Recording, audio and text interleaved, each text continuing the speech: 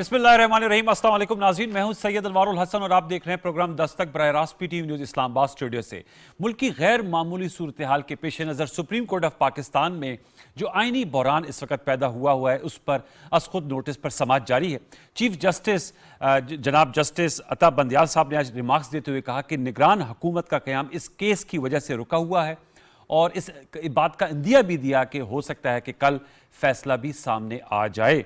और उन्होंने ये भी अपने रिमार्क्स में कहा कि सुप्रीम कोर्ट का जो फोकस है वो डिप्टी स्पीकर साहब की जो रूलिंग है उस नुक्ते पर है और यही अदालत की तरजीह है कि इस पर फैसला सामने आए। आपके इल्म में है कि 3 अप्रैल को डिप्टी स्पीकर कासिम सूरी साहब ने रूलिंग दी थी। उसके बाद जो टर्न ऑफ इवेंट्स है वो हम नहीं दोहराएंगे, वो सब आपके इल्म में है। अब ये आज तीसरा दिन था अदालत उस्मा में समाअत के हवाले से। दलाइल आज अपोजिशन के जानिब से जो वकला साहिबान थे, जिसमें रज़ा रब्बानी साहब थे और दीगर साहिबान थे, उन्होंने अपने मखदूम अली खान साहब दलाइल मुकम्मल कर लिए और कल अब डॉक्टर बाबर अवान साहब जो पाकिस्तान तहरीक इंसाफ की नुमाइंदगी कर रहे हैं वो अपने दलाइल देंगे और फिर अटॉर्नी जनरल साहब भी दलाइल देंगे। तमाम तर नज़रें, जैसे मैंने कल अपने प्रोग्राम के इब्तिदाइये में कहा था, सुप्रीम कोर्ट ऑफ पाकिस्तान पर हैं, क्योंकि उसके बाद निज़ाम जो है वो फिर आगे चलेगा। क्या वो रोल बैक करते हैं या आगे की तरफ बढ़ते हैं, ये फैसले पर ही से भी सामने वाज़े होगा। दूसरी जानिब आज वज़ीर-ए-आज़म पाकिस्तान इमरान खान साहब लाहौर में मौजूद थे और उन्होंने एक खिताब भी किया। खिताब करते हुए उन्होंने कहा कि इस मरतबा पाकिस्तान तहरीक इंसाफ जो है वो उन नज़रियाती कारकुनान को टिकट देगी जो बुरे वक्त में पार्टी के साथ खड़े हुए हैं। उन्होंने अपने पार्टी वर्कर से कहा कि वो इलेक्शन की तैयारी करें। प्राइम मिनिस्टर इमरान खान साहब ने कहा कि 3 माह में इलेक्शन होने जा रहा है और दोबारा उन्होंने ये बात की कि गैर मुल्की साजिश से, गहरी साजिश से उनकी हुकूमत को हटाने की कोशिश की जा रही थी और उसके लिए जो यहाँ पर एलिमेंट्स हैं, बिलखसूस उन्होंने कहा बहुत से लोगों को नहीं इल्म होगा, लेकिन 3 अफराद को हमेशा जिक्र करते हैं, शहबाज शरीफ साहब, जरदारी साहब, मौलाना फजल रहमान साहब, कि वो इनके साथ मिले हुए थे और उन्होंने वर्ड यूज़ किया कि गद्दारान जो हैं वो उनके साथ मिले हुए थे और साथ में कहा कि ये इलेक्शंस में सिर्फ वो हारेंगे नहीं बल्कि बकौल प्राइम मिनिस्टर इमरान खान साहब की उनकी कब्रें बनेंगी। दूसरी जानिब शहबाज शरीफ साहब ने आज मीडिया से गुफ्तगू की और उन्होंने मुल्क की अस्करी क़यादत से ये मुतालबा किया कि जो अपोजिशन के हवाले से कहा जा रहा है, जैसे प्राइम मिनिस्टर साहब ने कहा और जो बेसिस बना तहरीक अदम एतमाद की करारदाद को मुस्तरद करने का कि वो मिली हुई है गैर मुल्की साजिश से, तो उनका अगर इसके सबूत है तो सामने लाए जाएं।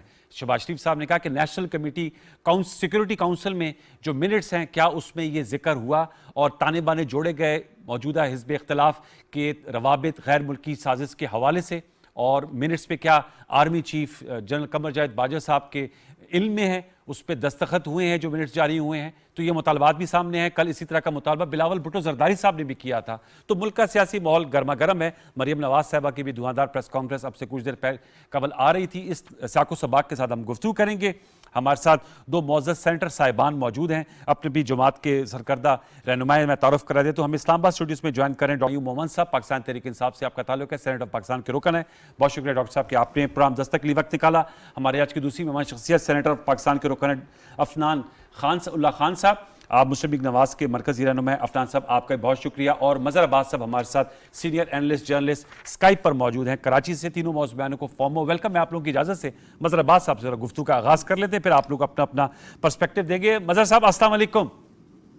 जी वालेकुम सलाम। मज़हर अब्बास साहब बताइएगा, डिफाइनिंग मूवमेंट कहा जा रहा है कि पाकिस्तान इस वक्त दोराहे पे खड़ा है, सुप्रीम कोर्ट ऑफ पाकिस्तान में केस है और कल इंदिया दिया है चीफ जस्टिस साहब ने कि कल फैसला सामने आ जाए, क्योंकि उन्होंने कहा कि निगरान हुकूमत का जो मामला है वो इस केस की वजह से रुका हुआ है और साथ में उन्होंने कहा कि सुप्रीम कोर्ट का जो फोकस है वो डिप्टी स्पीकर की रूलिंग पर है। आप भी तमाम इवेंट्स और टर्न ऑफ इवेंट्स देख रहे हैं, फिर प्राइम मिनिस्टर साहब के बयानात, मरियम नवाज साहबा की प्रेस कॉन्फ्रेंस, शहबाज शरीफ साहब के मुतालबात, क्या कहेंगे? आपको इस वक्त क्या सियासत किस रुख इख्तियार करते हुए दिखाई दे रही है? शुक्रिया अनवार। देखिए, सियासत पर तो गुफ्तगू होगी, ज़ाहिर है पॉलिटिकल लीडर्स हैं, एक दूसरे की मुखालफत करते हैं, इख्तलाफ रहता है, लेकिन जो ज़बान इस्तेमाल हो रही है वो मेरे नुक्ते नज़र से तो इंतहाई अफसोसनाक और शर्मनाक है। तू ता तम, इस तरह की ज़बान, यानी आप कुलीग्स हैं, पॉलिटिकल डिफरेंसेस असाइड, लेकिन एक दूसरे के कुलीग हैं। हम जिस अंदाज में गुफ्तगू कर रहे हैं वो माजरत के साथ वो बिल्कुल बाजार वाली ज़बान है। जिस तरह हम मुखातिब हो रहे हैं और जिस तरीके से हम गद्दारी के सर्टिफिकेट एक दूसरे को दे रहे हैं विदाउट रियलाइजिंग कि इस गद्दारी के सर्टिफिकेट देते देते पाकिस्तान को 75 साल हो गए हैं। हमारे यहाँ मुहिब वतन कम, गद्दार ज़्यादा नज़र आ रहे हैं। इस चीज़ को मेरा ख्याल है हमारी यहाँ पॉलिटिकल लीडरशिप रियलाइज़ ही नहीं कर रही कि इसके कॉन्सिक्वेंसेस क्या होते हैं, इसके आगे चल के आपको क्या कीमत अदा करनी पड़ती है। आप मुझे बताएं, पाकिस्तान में मैं तो 75 साल से मैंने जो तारीख पढ़ी है और जो अपने आंखों से देखी है, मैंने इसके नताइज बहुत खौफनाक देखे हैं, बहुत ख़तरनाक देखे हैं इसके नताइज। तो खुदा के लिए एक तो गद्दारी के सर्टिफिकेट बांधना, अगर कोई चीज़ है, पहली चीज़ ये कि उसकी इंक्वायरी करवाएं, आप इंक्वायरी कमीशन बनाएं। अगर आपको लगता है कि कोई गद्दारी का मुर्तकिब हुआ है तो उसका तरीक़ा भी आईन पाकिस्तान में मौजूद है, उसका केस बनाएं, उसको केस को अदालत में ले जाएं, रेफरेंस फाइल करें उस पर, और किसी को अगर कोई पूरी पॉलिटिकल पार्टी इस पे मुर्तकिब है, पूरी सियासी जमात को डिफंक्ट कर दें। अगर कोई इंडिविजुअल वो है तो उसको सज़ा दिलवा दें। लेकिन ये बाज़ार में गुफ्तगू करना और जिस अंदाज में गुफ्तगू की जा रही है, इसका नतीजा आपको पता है क्या होता है? इसका नतीजा ये होता है कि आप तो लीडरशिप के लेवल पे बात कर देते हैं जी, लेकिन इसका ट्रिकल डाउन इफेक्ट वर्कर्स के लेवल पर आता है, और कोई वर्कर किसी भी अंदाज में अपने दूसरे पार्टी के वर्कर पे रिएक्ट कर सकता है किसी भी अंदाज में। मेरा ख्याल है हमारे यहाँ इंतहाई गैर जिम्मेदाराना गुफ्तगू हो रही है, दोनों तरफ से इंतहाई शर्मनाक गुफ्तगू हो रही है, विदाउट रियलाइजिंग कि इसके नताइज क्या हो सकते हैं। अब आ जाए मेरिट ऑफ द केस पे जी। देखिए 7 मार्च को वजीर आजम के पास एक लेटर आता है, लेटर है, केबल है, जो कुछ भी है, उनके पास एक इंफॉर्मेशन आती है। 8 मार्च को अदम एतमाद की तहरीक जमा हो जाती है। ठीक, 8 मार्च से 3 अप्रैल तक के इवेंट्स को देखते चले जाएं। 8 मार्च के बाद पर पहला इजलास कब होता है? गालबन 25 मार्च को। अब 25 मार्च तक तो ये सारी चीज़ें मैच्योर्ड हो गई होंगी ना, ये जितनी भी जो भी लेटर के हवाले से। तो 25 मार्च को जब कायदे हिज़्ब इख्तिलाफ वो मोशन पेश कर रहे थे, उस वक्त हुकूमत की जानिब से कोई एतराज़ क्यों नहीं वहाँ उठाया गया 25 मार्च को ठीक कौमी असम्बली में? जी जी, क्योंकि देखिए इलेक्शन का एक प्रोसीजर होता है, मैं वोटिंग के हवाले से बात कर रहा हूँ। वो ये होता है कि आप किस वक्त नॉमिनेशन पेपर दाखिल करेंगे, किस वक्त ऑब्जेक्शन करेंगे, किस वक्त विड्रॉल की डेट होती है, और फिर फाइनल वोटिंग होती है। विड्रॉल और फाइनल वोटिंग के बीच में फिर कुछ नहीं होता। फिर अगर आपने विड्रॉ नहीं किया तो फिर आपका नाम बैलेट पेपर पे आ जाता है, चाहे आप ना लड़ रहे हो। इसी तरीके से 25 मार्च को जब मोशन मूव हुआ, उस वक्त स्पीकर ने उस मोशन को इन ऑर्डर करार दे दिया, क्योंकि गवर्नमेंट की तरफ से। मज़ा साहब, ये तो आर्टिकल 5, फिर वो फवाद चौधरी साहब जो उस वक्त वजीर कानून थे, तो आर्टिकल 5 अनवार, आर्टिकल 5 25 तारीख को नहीं था क्या कॉन्स्टिट्यूशन में? 25 तारीख को क्यों नहीं आर्टिकल 5 को दिखाया गया? आपको जो बुनियाद आपने 3 अप्रैल को की, वो बुनियाद तो 25 मार्च को भी कर सकते थे आप। ठीक, ये सवाल। लेकिन क्यों हुआ ये इसलिए हुआ कि उस वक्त तक सारी अटेम्प्ट्स ये थी कि मुनर्रफीन वापस आ जाएंगे।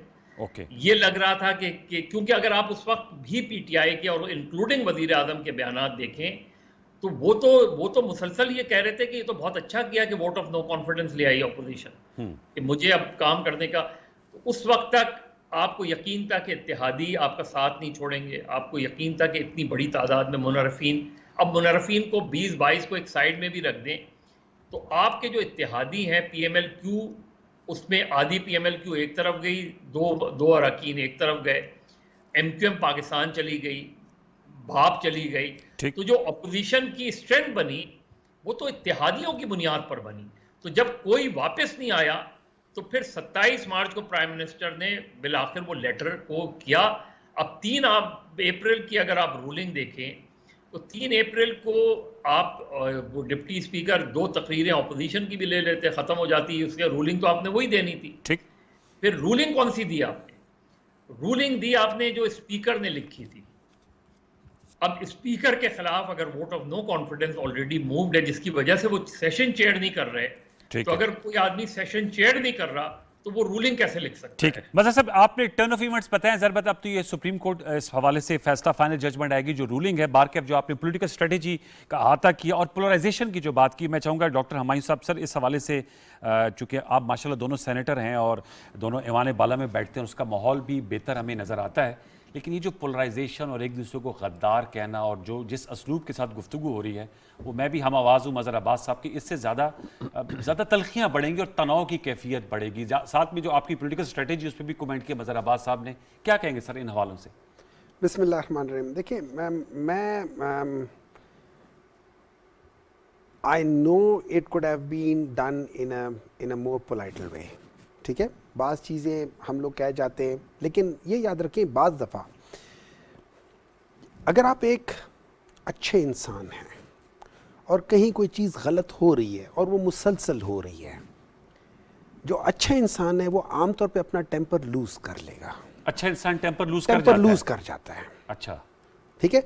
अगर मैं बहुत दफ़ा ऐसा देखा है कि बहुत दफ़ा जो मैं ये तो नहीं कहता मैं अच्छा इंसान हूँ, लेकिन मैं बहुत कम टेम्पर लूज करता हूँ until unless I see if something is grossly done against my country.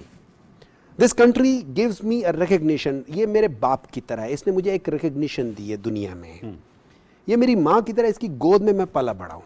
तो अगर इसके खिलाफ कोई चीज़ करेगा, और ये वजह है कि मेरा जैसा हाईली प्रोफेशनल, दुनिया के लेवल का प्रोफेशनल, वो पॉलिटिक्स में इस वजह से आया कि जब मैं टीवी में देखता था कि चीज़ें गलत होती, तो एक दिन मैं मतलब इसी तरह बुरा भला गालियाँ सब कुछ दे रहा होता था, तो एक दिन मैंने अपने हिसाब से पूछा, यार तुम्हें हक क्या बनता है गाली देने का? What are you contributing? So that is when I decided to join politics. ठीक है। अब जैसे मज़हर अब्बास साहब ने सीक्वेंस ऑफ इवेंट्स का बताया, तो उन्होंने 7 मार्च से शुरू किया जी। ये बात 7 मार्च से नहीं स्टार्ट होती, इट स्टार्टेड समवेयर इन अगस्त सितंबर 2021। नहीं, प्राइम मिनिस्टर साहब ने कहा ना 7 मार्च को लेटर मिला है। Letter is not the start of it. Cable मिला, वो केबल मिला ना, जो चीज मिली वो तो इन राइटिंग मिली ना, लेकिन इसका जो स्टार्ट है वो आपको तकरीबन अगस्त सितंबर में शुरू हो गया था। और अगर आप याद रखें, नवंबर में, दिसंबर में 2-3 दफा प्राइम मिनिस्टर साहब ने कह चुके टीवी में कि फरवरी और मार्च बहुत इंपॉर्टेंट दिन है। ठीक है। अब उसके बाद सबको मालूम था कि एक sir ji prime minister of Pakistan है, आपका क्या मतलब है? ये जितनी एजेंसीज हैं उनको फीड नहीं देती होंगी कि सर ये हो रहा है, लेकिन you don't have a proof. फिर ये तरीका में तमाम से क्यों उसको लिंक अप किया जा रहा है? सुनते जाए ना, बात मेरी सुन ले तो मैं बता देता हूँ ना, लिंक बता देता हूँ। अब उसके बाद क्या होता है, तकरीबन 14 फरवरी के बाद मुख्तलिफ, देखिए अब फॉर एग्जाम्पल शहबाज शरीफ साहब हैं, उनके साथ कोई एम्बेसडर मिल ले या कुछ चीज़ मिल ले, कोई प्रॉब्लम नहीं है। बिलावल भुट्टो के साथ मिल ले, लेकिन ये अहमद जवाद के साथ मिल लिया है, उन एमएनएस के साथ मिल लिया, इसके साथ क्यों नहीं मिला, मेरे साथ क्यों नहीं मिले, और लोगों के साथ क्यों नहीं मिले? इन्हीं लोगों के साथ between 14th of February and 14th of March, एक माह के दौरान, एक माह के दौरान या 20 दिनों के दौरान उनके साथ बड़ी मुलाकातें हुई। ठीक है। अब ये सीक्वेंस ऑफ इवेंट है। फिर 7th को बाज़ दफा अल्लाह ताला ने किसी को हेल्प करना होता है तो वो अगले से गलती भी करवा देता है। वहां पे आके मिस्टर लू साहब ने आके, उनको पता था, उनको शायद दिमाग में इल्म नहीं था कि यार ये जो लोग अभी आए हुए हैं ये जरा मुख्तलिफ होंगे, क्योंकि अगर आप उनकी हिस्ट्री देखें तो उन्होंने बहुत जगहों पे रिजीम चेंज इसी तरीके से की हुई है। जहां जहां उनके मतलब के लोग नहीं आए, they have change the regime, चाहे वो मुसद्दिक ईरान के, चाहे वो किसी की जगह के हो ना, वो इस लगे करते रहे। सुनते जाना। देखिए आपके पास एक आपने इवेंट्स के लिहाज से देखना होता है कि यार इस वक्त में ये रिजीम चेंज कर रहे हैं, साजिश कर रहे हैं, हम उन सब चीजों को कर रहे हैं ना, सब चीजों को। अच्छा, अब उसके बाद आके फिर आपको 7th को लेटर मिल जाता है। ठीक है। अब ये याद रखें कि लेटर देने वाला आपका एक सीजन ब्यूरोक्रेट है और वो एम्बेसडर है। अगर वो कोई ऐसी गलत बात लिख कर दे रहा है तो वो अपने आप को आर्टिकल 6 के अंदर लेकर आ रहा है। तो वो उल्टी सीधी चीज बिला वजह, जिसमें दो मुल्कों के दरमियान में तसादम आ सकता है, वो कभी नहीं करेगा। You need to respect that professional person as well. ठीक है। अब उसके बाद 7th को आ जाता है, हमें पता चल जाता है, लेकिन उसकी वैलिडिटी अभी नहीं होती कि यार क्या वाकई सच है या नहीं है। ठीक है। अब इसके ऊपर तहकीकात होनी शुरू हो जाती है। कब पता चला ये सच है? जब ये 37th meeting of national security की, उससे पहले पीएम साहब ने तो अपने जलसे में कह दिया था, उन्होंने कहा था ये हमें मिला है और हमें अंदेशा है कि ये चीजें हैं, और मैं ये किसी का, अगर किसी को यकीन नहीं है, मैं इसको दिखा भी सकता हूं, ठीक है ना, दिखा भी सकता हूं, आप लोगों को नहीं दिखा सकता। अच्छा, जब कमेटी में हुई है, उसका एक, जैसे अभी बिलावल भुट्टो, ये सब, ये एक एंकर पर्सन है, उसने लोगों के दिलों में शक डाल दिया, कोई बात नहीं है, ठीक है। फिर उन्होंने कहा कि इन लोगों ने, सब ने कहा चलो जी चीफ बताओ, आप बताओ कि क्या। ISFPR ने बता दिया कि जो स्टैंडिंग, जो वो कमेटी थी उनकी, जो वो थे, हम उसके साथ हैं। उसमें इनका एक जॉइंट, वो क्या कहते हैं, स्टेटमेंट आई है, जिसमें उन्होंने कहा है, जिसके कंक्लूडेड रिमार्क्स थे कि communication amounted to interfere in the internal matters of the country by a country in question, ठीक है।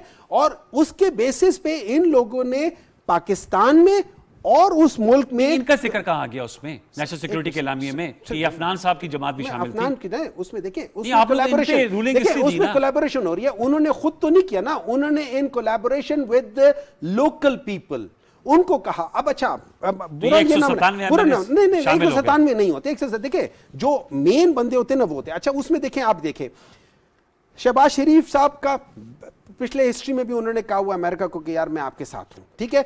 मौलाना फजलुर रहमान कह चुका है कि यार मुझे ट्राई कर लो। विकी लीक्स में आ चुके हैं ना, ये मैं तो नहीं कह रहा, विकी लीक्स कह रही है, ठीक है।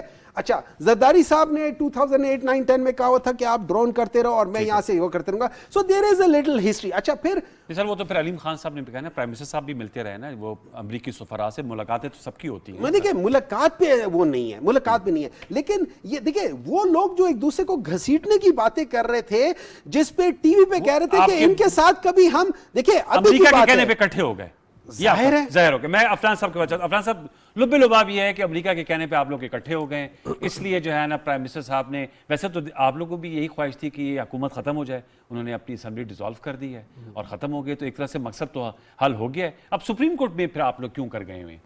देखिए, पहली तो बात यह है कि हम पहली दफ़ा तो इकट्ठे हो ही नहीं है। Alliance for the restoration of democracy में भी हम इकट्ठे हुए थे, तब अमेरिकी साजिश नहीं थी।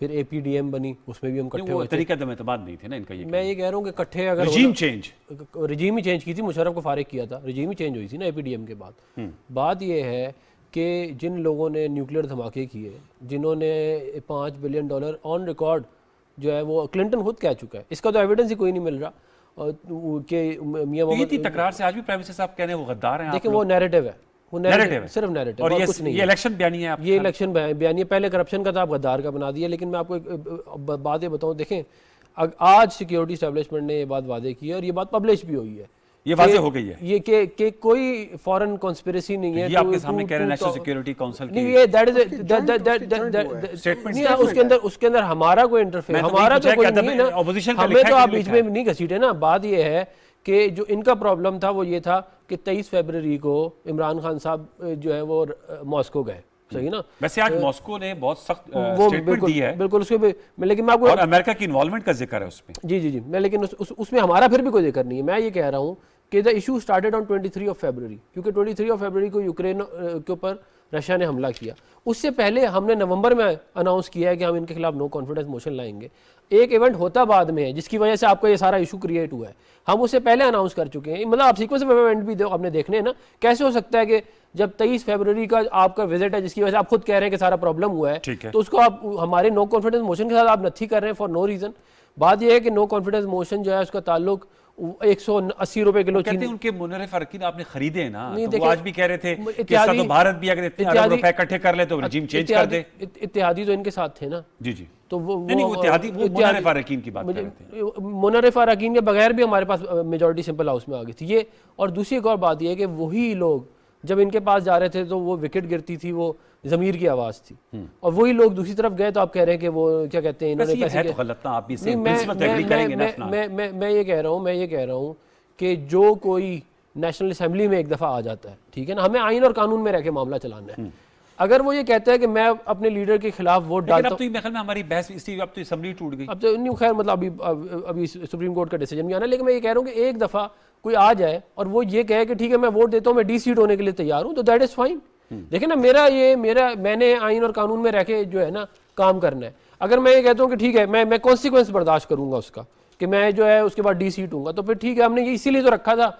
आप किसी को फोर्स नहीं कर सकते। इवन आप money bill pay, constitution amendment पे प्राइम मिनिस्टर के वोट के ऊपर फोर्स नहीं आप कर सकते। अब ये मुझे आप बताना, कर सकते सुप्रीम कोर्ट का जो भी फैसला आता है, अगर इलेक्शन में जा रहे हैं तो आप लोगों की भी तो यही डिमांड नहीं, थी, देखिए तो आप लोग इलेक्शन में मुकाबला करें। मेरा ये ख्याल है कि मामला जो है वो पहले इतना मसला नहीं था। अच्छा, हमने 8 तारीख से पहले इनको ऑफर की है, ये बेशक क्या कहते हैं 8 मार्च 8 मार्च से पहले नो कॉन्फिडेंस मोशन फाइल करने से पहले हमने इनको ऑफर की थी। ये बात आई भी थी कि जी आप असेंबलियां तोड़ दें और आप इस्तीफा दे दो, तो उसने इमरान खान ने अपने कहा मैं नहीं तोड़ता असेंबलियां, उन्होंने कहा मैं आपको सरप्राइज दूंगा, मैं सरप्राइज दूंगा और मैं आखिरी गेंद तक लड़ूंगा और मैं इस्तीफा नहीं दूंगा। वैसे आप लोग सरप्राइज हुए हैं, था तो बहुत बड़ा सरप्राइज, नहीं, देखें, हक्का बक्का हो गए होंगे, आइन तो रद्द हो गई करारदाद, असेंबली डिसॉल्व हो गई, हुकूमत खत्म। जस्टिस सेठ का परवेज मुशर्रफ केस के अंदर वकार सेठ साहब का, मरहूम का, अल्लाह जन्नत नसीब करे, इसके ऊपर फैसला आया हुआ बड़ा सख्त। इसका एक प्रेसिडेंस ऑलरेडी सेट हो चुका है।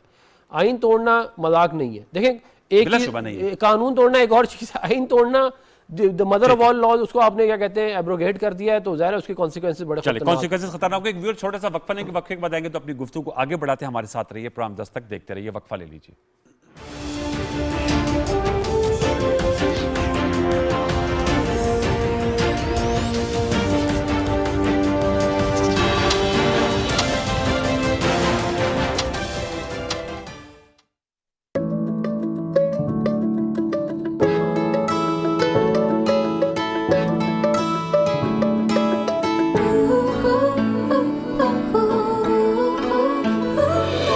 किसान ने पकाया, प्यार से खिलाया।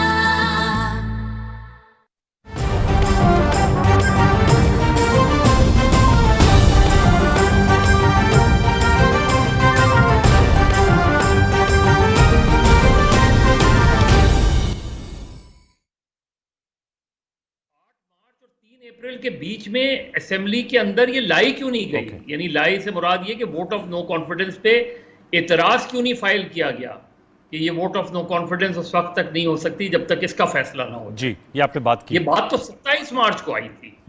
तो मैं तो एक सिंपल सी बात कह रहा हूं, ना आपने इंक्वायरी ऑफ कमीशन बनाया, ना आपने कोई गद्दारी का मुकदमा दर्ज किया। तो चीज ये है कि सिर्फ अगर आप, इसीलिए मैं कह रहा हूं इसकी सीरियसनेस क्या होती है कि अगर ये बहुत सीरियस चीज है, कोई भी चीज होती है सीरियस, यानी आप मुझे बताएं ना, 2000 में नवाज शरीफ साहब को उम्र कैद की सजा हुई थी ना पाकिस्तान में जी, 13 उम्र कैद की सजा हुई थी, और उसकी इन्हेंसमेंट ऑफ कन्विक्शन के लिए, मैं तो कोर्ट में मौजूद था, उसकी इन्हेंसमेंट ऑफ कन्विक्शन के लिए सिंध हाई कोर्ट में केस फाइल चल रहा था कि अचानक सऊदीज के साथ आपका मामला हुआ और नवाज शरीफ चले गए। अब किसी ने, इंक्लूडिंग इमरान खान जो उस वक्त मुशर्रफ साहब के साथ थे, ये कहा कि ये फॉरेन इन्वॉल्वमेंट क्यों हुई है। ये कहा कि एक आदमी जो उम्र कैद काट रहा था उसको क्यों ले जाया गया, उसको क्यों भेजा गया सऊदी अरब। आप तो 2002 तक के से इमरान खान के साथ रहते, तो सिर्फ नवाज शरीफ या इमरान खान या XYZ नहीं है।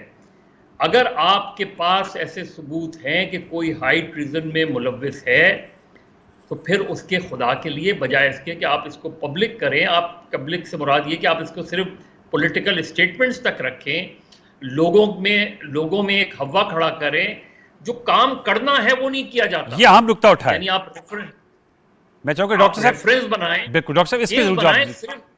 जो मजहर साहब कह रहे हैं कि इस पे अमली एक्शन क्यों कर नहीं लिया गया।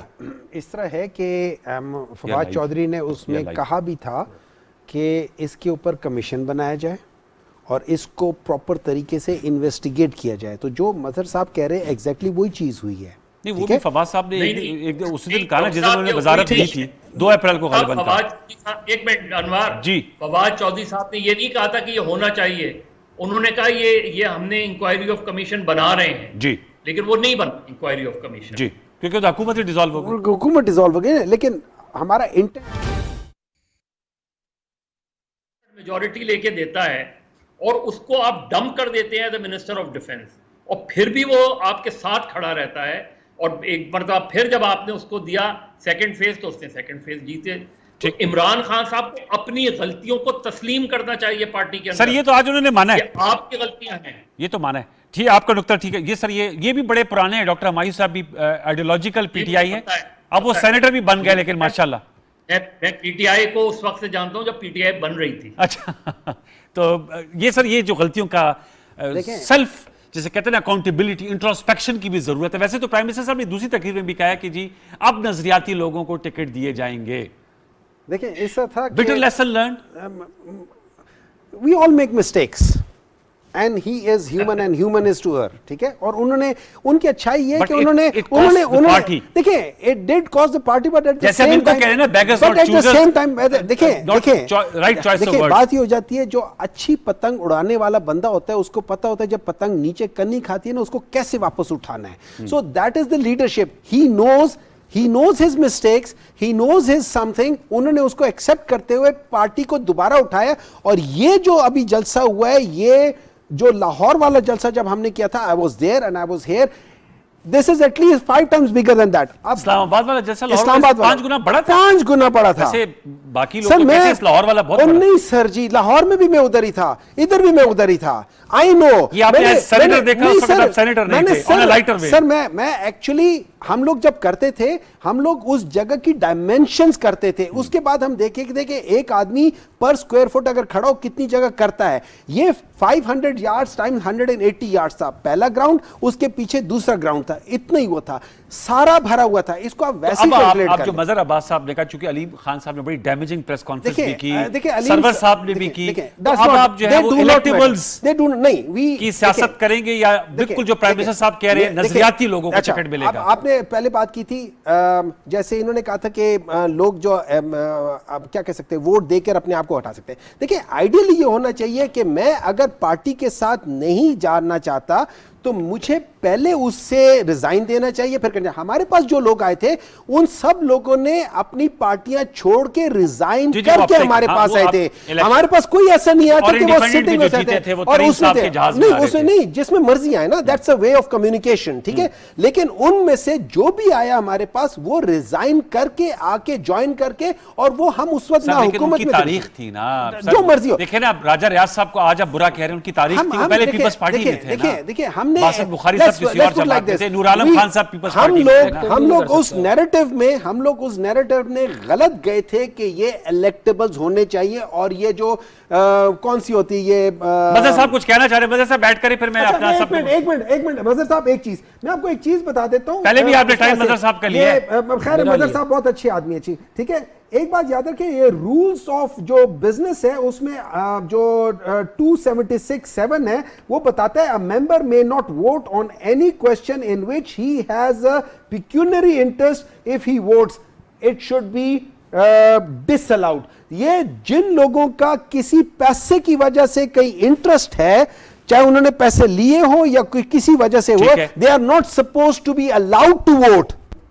लेकिन They are not supposed to be allowed to vote। तो जिन लोगों ने, सर ये आपके नेशनल असेंबली, सर पढ़ लेना, नेशनल असेंबली के रूल्स ऑफ बिजनेस पढ़ ले, उसमें आर्टिकल 2 से, उसमें जो रूल 276 सब क्लॉज 7 पढ़ ले। कहीं पे प्रूव नहीं हुआ कि किसने पैसे लिए हैं। और लोगों ने खुद कहा, वो एक खातून है, वो कहती है, वो एक खातून ने, मैं उसका नाम भूल गया, उसने कहा कि मैं अगर डिस्क्वालीफाई भी हो जाऊं ना, ये 25 करोड़ में मेरी जिंदगी अच्छी गुजर जाएगी। किस खातून? मैंने तो नहीं सुना ये किसने? मैं वही कह रहा हूँ, कोर्ट ऑफ लॉ में जाके प्रूव करना होता है ये, वरना मैं कह दूं जी आपने पैसे लिए हैं और इनको हटा दें, इस तरह तो नहीं होगा ना। मैं यही तो बात कह रहा हूं। देखिए हमें एक फ्रेमवर्क है जो कानून है, उसके अंदर रह के हमने काम करना। अब ये बताना जो बयानिया जो बन रहा है, उस पे आप लोगों का बयानिया क्या होगा? ये तो जो देखिए हमारा बयानिया तो बेसिकली ये है कि हमने जो है वो महंगाई को कंट्रोल किया, हमने मोटरवेज बनाई, हमने डैम बनाए, हमने जो है कहते हैं पावर प्लांट्स लगाए, हमने पीएमएनएल प्रिपेयर्ड है फॉर $55 बिलियन फॉर इलेक्शंस। हम बिल्कुल प्रिपेयर्ड हैं, और हम यकीन, अगर इंटरिम गवर्नमेंट बनती है, नवाज शरीफ साहब वापस आएंगे?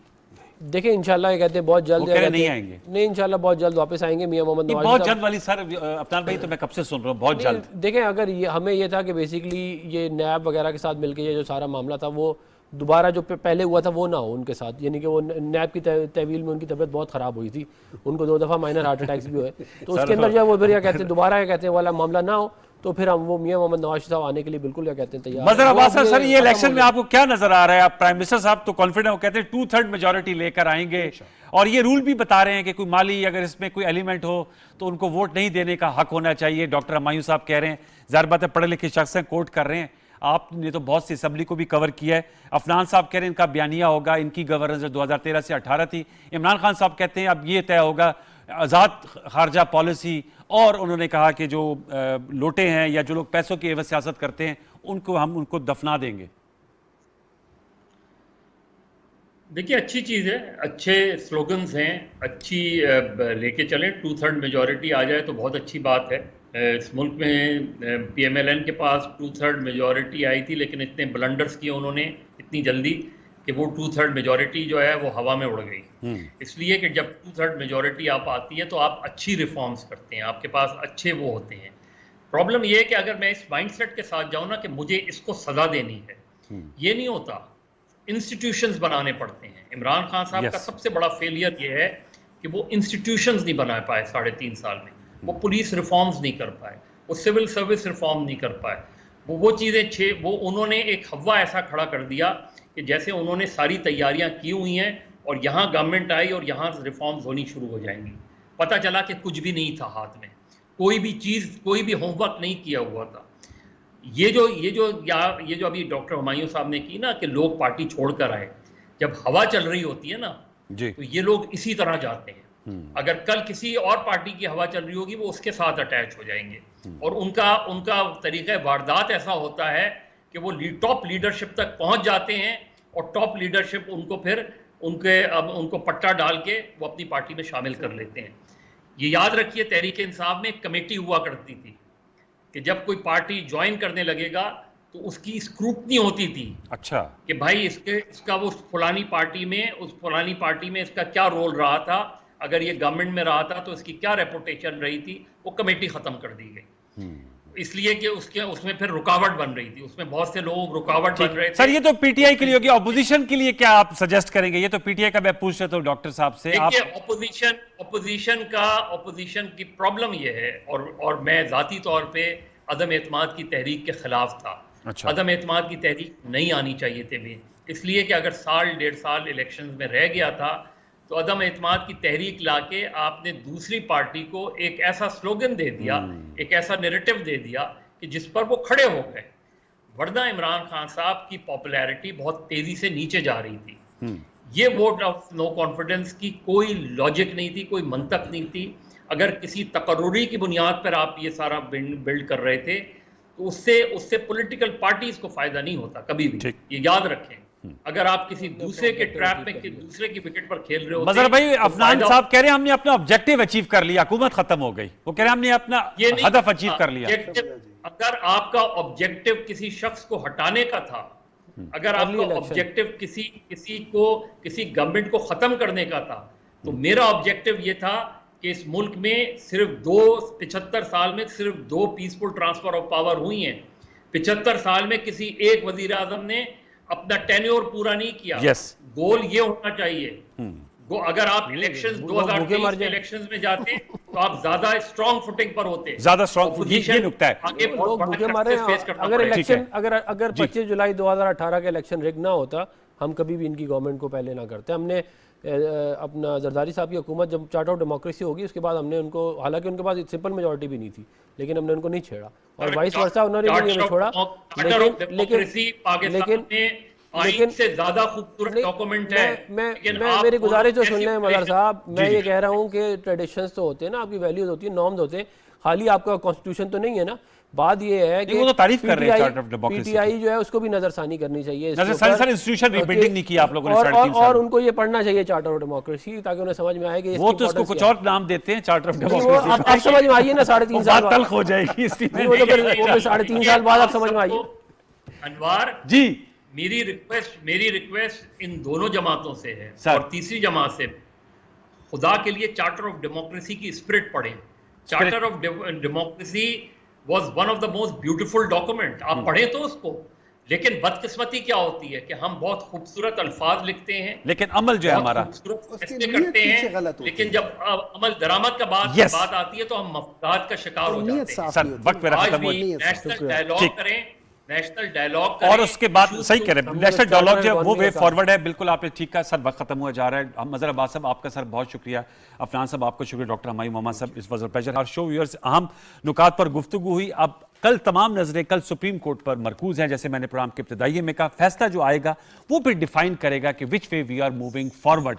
होपफुली वी प्रे कि हम सही तौर पे आगे बढ़े और जो पाकिस्तान के गुनगुन मसाइल इसके हल के लिए तमाम जमातें डायलॉग का रास्ता इख्तियार करके कोई ऐसा हल निकालें जिसमें पाकिस्तानी अवाम के लिए विन विन सिचुएशन हो। कल तक लिए सैयद अनवारुल हसन और प्रोग्राम दस्तक की प्रोडक्शन टीम को इजाजत दीजिए। अपना बहुत सा ख्याल रखिए। अल्लाह ने के बाद।